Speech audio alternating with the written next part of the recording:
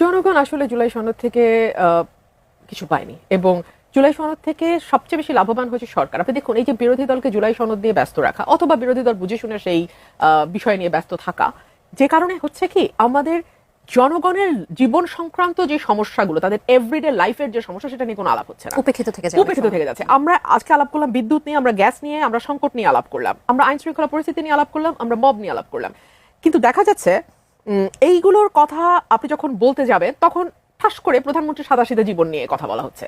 এতে হয়তো ওনার ব্যক্তিগত ইমেজ কে ঝাড়াপোছা করে একটা নতুন ইমেজ দেওয়ার একটা চেষ্টা হতে পারে এবং এই চেষ্টা আপ্রাণ করে যাচ্ছে। কিন্তু আপনি আমাকে বলেন তো, আজকে যদি আপনি প্রধানমন্ত্রী হন, আপনি 1 লক্ষ টাকার জামদানি পরলেন না 200 টাকার তাঁতের শাড়ি পরলেন, তাতে আসলে আমার জীবনে কি যায়? আমাকে তো যদি বাজারে গিয়ে 400 টাকার কাঁচামরিচ কিনতে হয়, আমাকে যদি বাজারে গিয়ে 100 টাকার নিচে একটা সবজিও না পাওয়া যায়, আমাকে যদি 2 মাসের ব্যবধানে 1 বস্তা চিনিগুড়া চালের দাম 2000 টাকা বাড়ে, 2000 টাকা 1 বস্তায় বেড়ে গেছে এবং কেউ কোনো দায় না নেয়, তাহলে আপনি আমাকে বলেন আপনার ওই জামদানি 1 লক্ষ টাকার না ওই তাঁতের শাড়ি 200 টাকার প্রধানমন্ত্রী আপনি, আমার কি যায় আসে? আমার জীবনে তার কি ছাপটা পড়বে?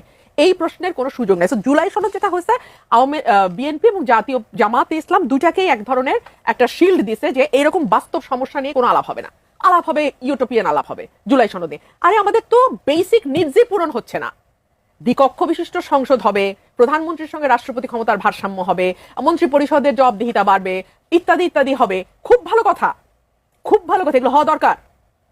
তার আগে তো আমার জীবনের বেসিক নিডস যেগুলা, হ্যাঁ, বেঁচে থাকার জন্য যেগুলা একজন নাগরিকের অত্যাবশ্যকীয়, সেগুলাই তোমার হচ্ছে না। আজকে সন্ধ্যায় কয়েক ফোঁটা বৃষ্টি নামলো ঢাকায়। আপনার স্টেশন থেকে আমার বাসা 20 মিনিটের রাস্তা, আমি আসলাম 1.5 ঘন্টায়, কারণ পুরো রাস্তা পানি নিচে, মানুষ, গণপরিবহনের জায়গা নাই, ট্রাফিক সিগন্যাল কেউ মানছে না। সো আমরা তো এরকম একটা দেশে, এরকম একটা শহরে আমরা থাকি।